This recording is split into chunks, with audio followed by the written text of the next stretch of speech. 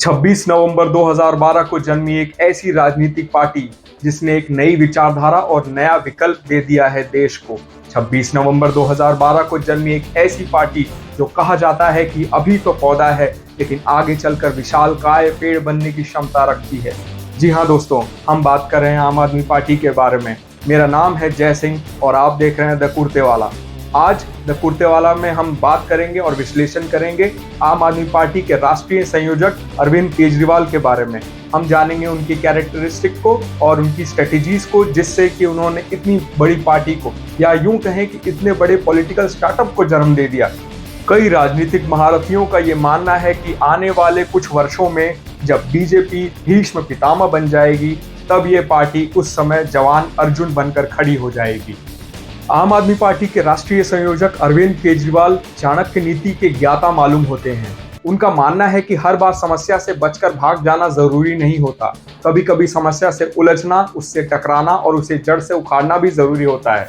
कुछ कूटनीतियों के कारण, कुछ ऐसे फैसलों के कारण, संगठन बनाने की क्षमता के कारण और बीजेपी जैसे विशालकाय पार्टी से टकराने के कारण कुछ राजनीतिक सलाहकार ये भी मानने लगे हैं कि अरविंद केजरीवाल नेक्स्ट चाणक्य हैं, नेक्स्ट जनरेशन चाणक्य हैं, मॉडर्न डे चाणक्य हैं। तो आइए समझते हैं कि क्या अरविंद केजरीवाल सच में चाणक्य हैं, क्या सिर्फ एक हौवा है। ये बात तो जग जाहिर है, ये बात सब जानते हैं और सब मानते हैं कि जब इंसान शून्य से शुरुआत करता है, जब इंसान जमीन से उठकर खड़ा होता है, तब उसे हारने का गम नहीं होता, तो उसे हारने का डर भी नहीं होता है। आप वो वक्त याद कीजिए, 2009 से 2014 का वो वक्त जब एक पॉलिटिकल वैक्यूम तैयार हो गया था।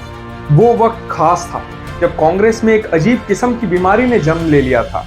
वो बीमारी कांग्रेस को अंदर ही अंदर खाए जा रही थी। ऊपर से राहुल बाबा का वो अध्यादेश फाड़ना, और बीजेपी दूसरे हाथ में बीजेपी आडवाणी जी के नेतृत्व में उस समय एक नए चेहरे की तलाश कर रही थी, क्योंकि आडवाणी जी बुजुर्ग हो चुके थे और आडवाणी जी कंधों पर अब जिम्मेदारी का बोझ नहीं दिया जा सकता। तो इस पॉलिटिकल वैक्यूम में जन्म होता है आम आदमी पार्टी का। और भ्रष्टाचार के आरोप में घिरी हुई कांग्रेस तो पहले से ही कमजोर थी, ऊपर से बीजेपी का हमला हो रहा था। यहाँ अन्ना हजारे खड़े हो गए थे और उनके साथ कुछ मतवाले जैसे कि अरविंद केजरीवाल खड़े हो गए थे। अब दो तलवारें एक म्यान में नहीं रह सकती। अन्ना हजारे का ये मानना था कि कोई भी राजनीतिक दल हम नहीं बना सकते, नहीं खड़ा कर सकते। वहीं अरविंद केजरीवाल अभी यंग थे और वो मानते थे कि अगर कीचड़ को साफ करना है तो कीचड़ में उतरना जरूरी है। ये मानकर उन्होंने आम आदमी पार्टी को जन्म दिया, एक ऐसी राजनीतिक पार्टी जिसकी विचारधारा ये थी कि करप्शन को खत्म करेंगे इस देश से और एक नई विचारधारा गुड गवर्नेंस को हम सामने लाएंगे। तो 2012 में श्री नरेंद्र मोदी गुजरात की गद्दी पर फिर से काबिज हो जाते हैं और यहाँ पर आम आदमी पार्टी का जन्म हो जाता है 26 नवंबर 2012 में। अब मोदी जी पीएम बनने के ख्वाब देखने लगते हैं, पीएम बनने की उम्मीदें संजोए आगे बढ़ने लगते हैं। वही अरविंद केजरीवाल और आम आदमी पार्टी धीरे धीरे दिल्ली में अपने पैर पसारने, अपने पैर जमाने की कोशिश में लग जाती है। तो उस समय बीजेपी और कांग्रेस अपनी अपनी कूटनीतियां सेट कर रहे थे, अपने अपने मुद्दों के ऊपर और अपने अपने लक्ष्य के ऊपर काम कर रहे थे। ज्यादा ध्यान आम आदमी पार्टी पे जा नहीं रहा था। यही वो समय था जब आम आदमी पार्टी पनपी और अरविंद केजरीवाल ने बड़ी चालाकी के साथ आम आदमी पार्टी को दिल्ली में काबिज कर लिया, सेट कर लिया, एक संगठन तैयार कर लिया।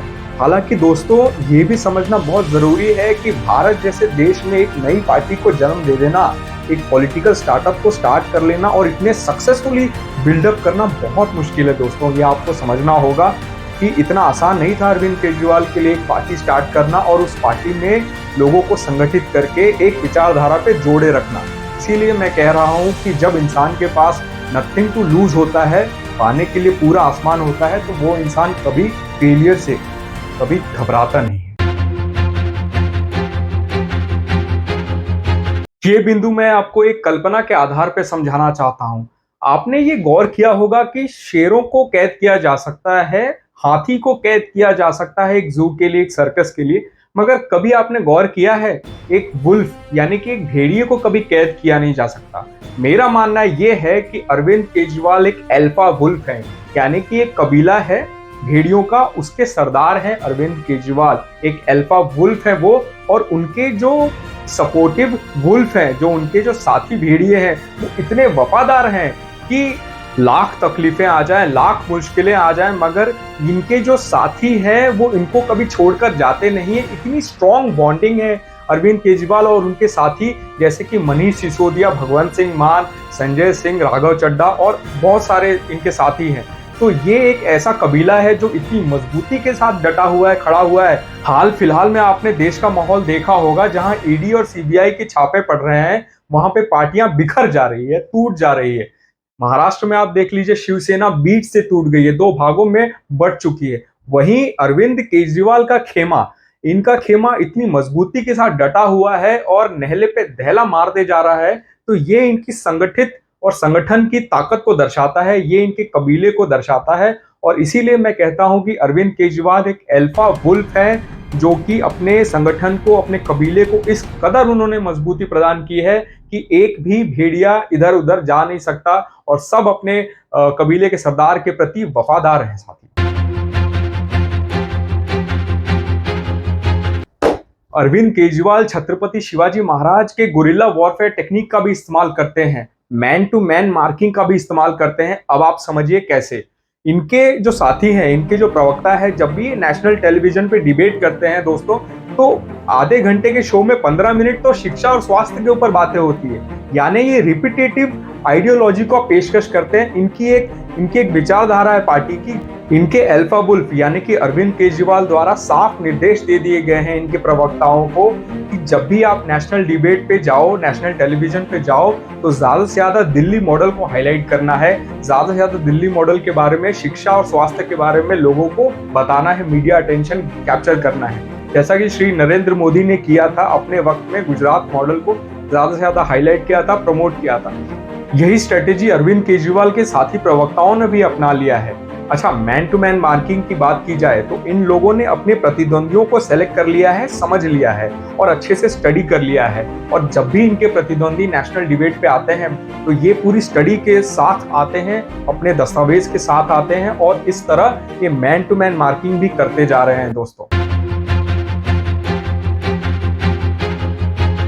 अच्छा, Arvind Kejriwal simple communication technique का भी इस्तेमाल करते हैं। इसका सरल अर्थ यह है कि आसान भाषा में आम लोगों तक अपनी बात को पहुंचा देना। आचार्य चाणक्य भी अपने जमाने में यही टेक्निक का इस्तेमाल करते थे। ये अपने आइडियोलॉजी को रिपीटेटिवली पेनिट्रेट करवाते हैं आम लोगों के मन में, आम लोगों के दिलों में। और ये कैसे करना है ये बखूबी जानते हैं। जहां भी जाओ, जब भी जाओ, जो भी बात करो, एक ही बात दोहराओ, शिक्षा और स्वास्थ्य की बात करो। इनके प्रवक्ता जब भी बात करते हैं, कोई भी सवाल हो, ये शिक्षा और स्वास्थ्य को कैसे लाना है, कैसे समझदारी से अपनी बात को जनता के सामने रख देना है, ये बखूबी जानते हैं। भले ही अरविंद केजरीवाल कितना भी कह लें कि उनको राजनीति नहीं आती, उनको राजनीति करनी नहीं आती, लेकिन समझने की बात यह है कि वो एक स्मार्ट और सीजन्ड पॉलिटिशियन है।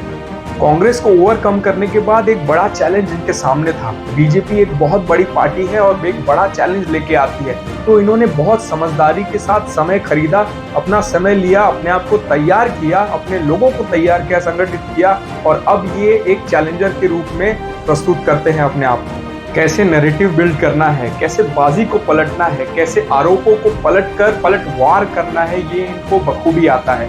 इनके प्रवक्ताओं ने ये सीख लिया है कि नहले पे दहला मारते कैसे। देखिए, मेरी समझदारी और मेरे ओपिनियन से तो आम आदमी पार्टी और अरविंद केजरीवाल देश की जरूरत है, लोकतंत्र की जरूरत है, एक विपक्ष की जरूरत है और बाकी पार्टियों को इनसे सीखना चाहिए कि एक बड़ी पार्टी के विरुद्ध लड़ाई कैसे लड़ी जाती है, अपने बातों को कैसे रखा जाता है, एक पार्टी को संगठित करके कैसे चलाया जाता है, ये सीखने की जरूरत है। और आपने ये नोटिस किया होगा कि अरविंद केजरीवाल की पार्टी यानी कि आम आदमी पार्टी जब भी जीतती है ये क्लीन स्वीप करती है दोस्तों। ये छत्रपति शिवाजी महाराज की एक टेक्निक थी कि जब भी जीतो क्लीन स्वीप करो, कोई भी एक सुराग या कोई भी एक जगह न छोड़ दो अपने दुश्मन के लिए कि जहां से वो पनप पाए।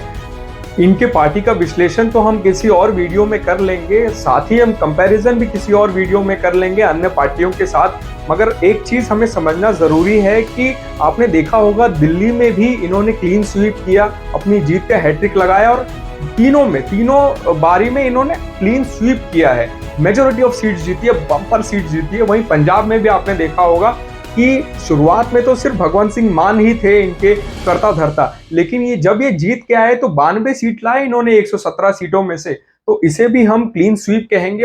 और ये विक्ट्री मार्जिन बहुत बड़ी रखते हैं दोस्तों।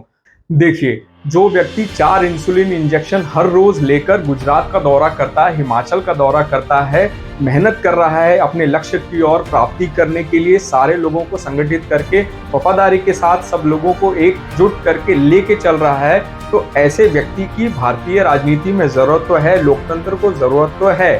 साथ ही आपको एक बात समझनी होगी कि अरविंद केजरीवाल को आप प्यार करें या ना करें, you love him, you hate him, but you cannot ignore him in national politics। अगर आपको मेरे विश्लेषणों में मजा आ रहा है और आप मेरे वीडियोस को भी पसंद कर रहे हैं तो please like and subscribe my channel. और हाँ, साथ में आप मेरे वीडियोस पे कमेंट करके मुझे नए टॉपिक पे सजेस्ट कर सकते हैं ताकि मैं आपके टॉपिक पे भी विश्लेषण कर सकूं। आपने ये वीडियो पूरा देखा, आपका शुक्रिया, धन्यवाद।